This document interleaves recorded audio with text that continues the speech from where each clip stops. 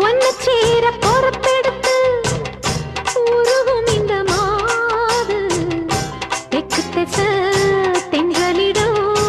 தினமும் விடும் தூது அம்மன் கோயில் சில எழுது அசஞ்சி வரும்போது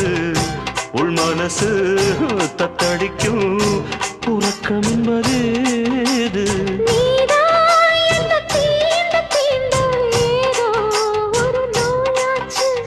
நான் தான் உன்னை சீண்டி சீண்டி பார்த்து ரொம்ப நாளாச்சு கொஞ்சம் இடம் கொடுத்த பச்சை கொடி பிடிச்சா எத்தனையோ வித்தைகளை இப்பவே நீ காட்டிடுவே